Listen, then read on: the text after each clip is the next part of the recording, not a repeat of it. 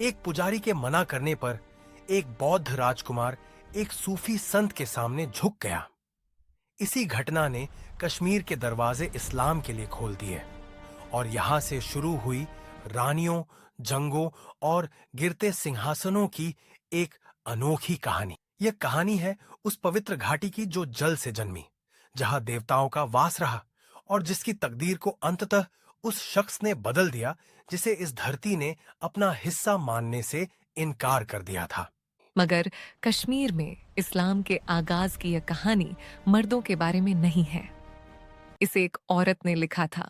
तो चलिए आज चलते हैं इतिहास के उन पन्नों में जहां एक रानी की कहानी है, एक राजवंश के अंत की कहानी है। दोस्तों, कहानी पसंद आए तो चैनल को लाइक, शेयर और सब्सक्राइब करें ताकि आप सुनते रहें ऐसी रियल कहानियां।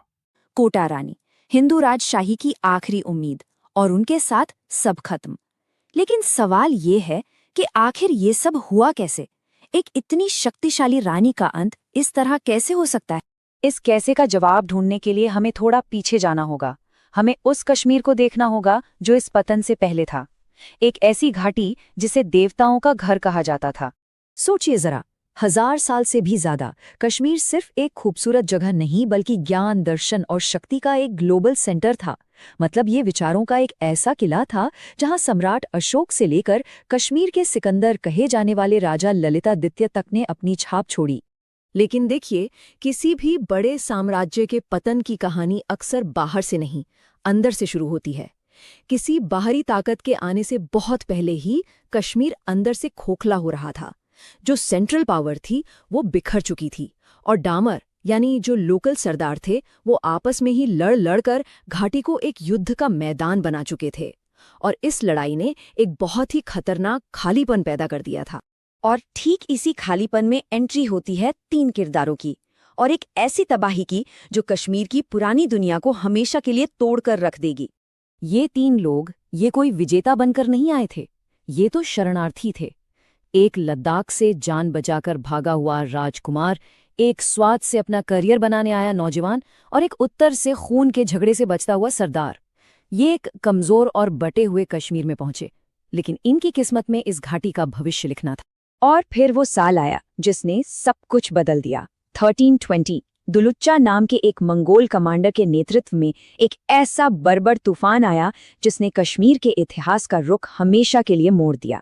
उस दौर के एक इतिहासकार थे जोन राज। उन्होंने जो लिखा है उससे उस तबाही का अंदाजा लगाया जा सकता है। उन्होंने लिखा कि पूरी घाटी जलते हुए गांवों के धुएं से भर गई थी। मतलब ये एक ऐसी तबाही थी जिसने किसी को नहीं बख्शा। और ऐसे मुश्किल वक्त में क्या चाहिए होता है? एक लीडर, एक राजा जो अपनी प्रजा के साथ खड़ा रहे। लेकिन राजा सुखदेव, वो तो पूरी तरह से फेल हो गया। वो भाग गया। हाँ, अपनी प्रजा को मंगोलों की तलवारों के भरोसे छोड़कर किश्तवाड़ भाग गया। एक कायर साबित हुआ। मंगोलों ने 8 महीने तक लूटपाट और कत्लेआम मचाया। और फिर उन मंगोलों का क्या हुआ? 8 महीने की तबाही के बाद जब मंगोल लगभग 50,000 गुलामों के साथ वापस लौट रहे थे तो पहाड़ों में एक जबरदस्त बर्फीले तूफान में फंसकर मारे गए। कुदरत का इंसाफ शायद, लेकिन वो अपने पीछे जो कश्मीर छोड़ गए वो एक कब्रिस्तान जैसा था। पुरानी व्यवस्था, पुराने देवता, पुराना विश्वास, सब कुछ तबाह हो चुका था। कोई राजा नहीं, कोई व्यवस्था नहीं, एक शून्य। हाँ, और इसी राजनीतिक और मनोवैज्ञानिक शून्य ने नए किरदारों के लिए मैदान तैयार कर दिया। लोगों ने देख लिया था कि उनके राजा ने उन्हें छोड़ दिया। तो अब कहानी में एंट्री होती है हमारे उस शरणार्थी राजकुमार की, रिंचन की, और साथ ही एक ऐसे फैसले की जिसने कश्मीर की किस्मत को हमेशा हमेशा के लिए बदल दिया। उसने अपने तिब्बती साथियों को इकट्ठा किया और प्रधानमंत्री रामचंद्र की हत्या कर दी और खुद को कश्मीर का नया राजा घोषित कर दिया। लेकिन उसने सत्ता पर कब्जा करने के फौरन बाद एक बहुत ही अजीब दांव खेला। हाँ, एक शानदार राजनीतिक दांव। उसने उसी रामचंद्र की बेटी महान कोटा रानी से शादी कर ली जिसके पिता को उसने अभी अभी मारा था। कोटा रानी पुराने कश्मीर का प्रतीक थी, सुंदर, बुद्धिमान और अपनी विरासत की रक्षक। तो उनसे शादी करके रिंचन ने अपनी बाहरी पहचान पर वैधता की एक परत चढ़ाने की कोशिश की। लेकिन शादी के बावजूद रिंचन जानता था कि वो अब भी एक बाहरी है। एक तिब्बती बौद्ध। जरा सोचिए, इतिहास के मोड़ कितने अजीब होते हैं। रिंचन, जो अब कश्मीर का राजा है, वो हिंदू धर्म अपनाना चाहता है।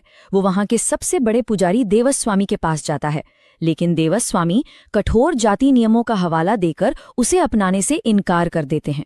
बस यही एक इनकार कश्मीर में सल्तनत की नींव रख देता है। देवस्वामी के उस एक नहीं ने रिंचन को दूसरे दरवाजे खटखटाने पर मजबूर कर दिया। हाँ, ब्राह्मणों से ठुकराए जाने के बाद रिंचन की मुलाकात सूफी संत बुलबुल शाह से हुई। ठुकराए जाने के बाद रिंचन इस्लाम कबूल कर लेता है और बनता है कश्मीर का पहला मुस्लिम सुल्तान, सदर उद्दीन। लेकिन रिंचन का शासन ज्यादा लंबा नहीं चला है ना? नहीं, सिर्फ 3 साल, 1320 से 1323 तक। पुराना अभिजात वर्ग, जो उसे कभी अपना नहीं पाया, उसके खिलाफ साजिशें करता रहा।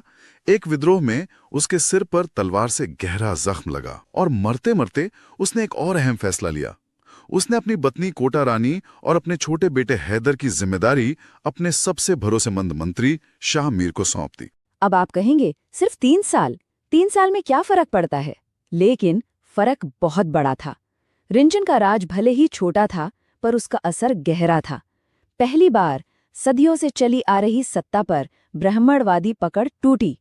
आम लोगों को लगा कि शक्ति का एक नया केंद्र भी हो सकता है, एक ऐसा रास्ता जो पुरानी जकड़ी हुई व्यवस्था से अलग है।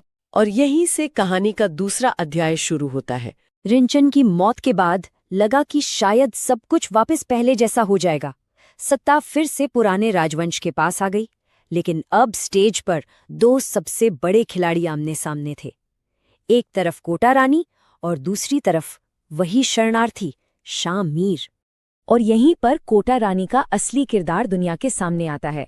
वो डी फैक्टो सॉवरेन थीं, मतलब नाम के लिए राजा कोई और था, लेकिन असली पावर, असली हुकूमत कोटा रानी के हाथ में थी। उन्होंने पहले राजा सुहीदेव की भाई उदयन देव से शादी की, जो मंगोलों के डर से भाग गया था और अब वापस लौट आया था। हाँ वही। लेकिन उदयन देव सिर्फ नाम का राजा था, असली ताकत कोटा रानी के ही हाथ में थी। जोनराज लिखते हैं, वह कश्मीर राज्य के लिए वही थी जो बगीचे के लिए बाढ़ होती है। और उनके नेतृत्व का असली इम्तिहान तब हुआ जब एक और हमलावर अचला घाटी में घुस आया। और इतिहास ने खुद को दोहराया। हाँ, राजा उदयन देव फिर से घबराकर तिब्बत भाग गया। लेकिन कोटा रानी नहीं भागी। नहीं, इस बार वो नहीं भागी। यहीं पर हमें उनकी असाधारण बुद्धि और हिम्मत का पता चलता है। उन्होंने लड़ने के बजाय दिमाग का इस्तेमाल किया। उन्होंने अचला को एक संदेश भेजा। सोचिए जरा, एक प्रस्ताव कि अगर वो अपनी ज्यादातर सेना वापस भेज दे तो वो उससे शादी कर लेंगी। ये तो एक जाल था, एक बहुत ही चतुर जाल। और सत्ता के नशे में चूर अचला उसमें फंस गया। जैसे उसने अपनी सेना कम की, रानी ने अपनी वफादार टुकड़ियों के साथ बची खुची सेना पर हमला बोल दिया और उसे खत्म कर दिया। क्या बात है। इस एक चाल ने कोटा रानी को घाटी की सबसे ताकतवर शख्सियत बना दिया। जब उनका कायर पति पहाड़ों से वापस लौटा तो लोगों की वफादारी अब पूरी तरह से रानी के साथ थे। वक्त बीता और उनके दूसरे पति का भी देहांत हो गया। इसके बावजूद कोटा रानी पीछे नहीं हटी और उन्होंने अपने बेटे को ढाल बनाकर खुद सत्ता की बागडोर संभाल ली। लेकिन अब स्टेज पर 2 सबसे बड़े खिलाड़ी आमने सामने थे। एक तरफ कोटा रानी और दूसरी तरफ वही शरणार्थी शाह मीर। तो अब ये लड़ाई सिर्फ 2 लोगों की नहीं थी, ये 2 विचारधाराओं की, 2 दुनियाओं की टक्कर थी। एक तरफ थी कोटा रानी, जो सदियों पुरानी परंपरा और राजघराने की शक्ति का प्रतीक थी, और दूसरी तरफ था शाह मीर, जिसकी ताकत आम लोगों से आ रही थी। दोनों जानते थे कि कश्मीर में उन दोनों के लिए जगह नहीं है। खतरे को भांपते हुए कोटा रानी ने शाहमीर को रोकने के लिए भट्ट भिक्षण नाम के एक व्यक्ति को अपना मुख्यमंत्री बनाया। लेकिन शाहमीर एक कदम आगे था। बिल्कुल। 1339 में कहानी अपने अंतिम मोड़ पर पहुंचती है। और फिर शाह मीर ने अपना सबसे खतरनाक दांव खेला। ये कोई आमने सामने की जंग नहीं थी, ये था धोखा। उसने बीमारी का बहाना किया और रानी के सबसे भरोसेमंद मंत्री को मिलने बुलाया और फिर उसकी हत्या कर दी। इस एक चाल ने रानी को पूरी तरह अकेला कर दिया और उनके राज के अंत की बिसात बिछा दी। और यहीं से शुरू होता है कहानी का सबसे दुखद और सबसे विवादित हिस्सा, एक रानी का अंत और एक सल्तनत की शुरुआत। ने सबसे बड़े रणनीतिकार के मारे जाने के बाद कोटा रानी अपने किले में अकेली पड़ गईं। हाँ, वो उद्मी किले में फंस गईं। शामिर की सेना ने दीवारों को घेर लिया और फिर उसने एक प्रस्ताव भेजा जो असल में एक धमकी थी। क्या? मुझसे शादी करो और हुकूमत साझा करो या अपने वंश का विनाश देखो। तो उनके पास कोई अच्छा रास्ता नहीं बचा था। उनके अंत के बारे में भी अलग अलग कहानियां हैं ना? हाँ, और दोनों ही बहुत दर्दनाक हैं। फारसी स्रोत बहरस्तान शाही कहता है कि उन्होंने आत्मसमर्पण कर दिया और शादी हो गई। लेकिन शादी के कुछ ही समय बाद शामिर को उनकी वफादारी पर शक हुआ और उसने उन्हें कैद कर लिया, जहां उनकी मौत हो गई। और दूसरी कहानी जो ज्यादा नाटकीय है? वो कहानी जॉन राज और बाद में फरिश्ता बताते हैं, और वही ज्यादा मशहूर है। कहा जाता है कि शादी की रात कोटा रानी ने अपनी सबसे खूबसूरत दुल्हन का जोड़ा पहना। जब शामिर उनके कमरे में दाखिल हुआ तो रानी ने एक खंजर निकाला और ये कहते हुए खुद को मार लिया कि ये उसका असली शादी का तोहफा है। मतलब सत्ता साझा करने के बजाय उन्होंने मौत को चुना। शायद। देखिए, इतिहास की यही तो एक खास बात है। एक ही घटना, लेकिन सुनाने वाले अलग अलग और सबके अपने अपने सच। ये हमें दिखाता है कि इतिहास हमेशा लिखने वाले के नजरिए से देखा जाता है।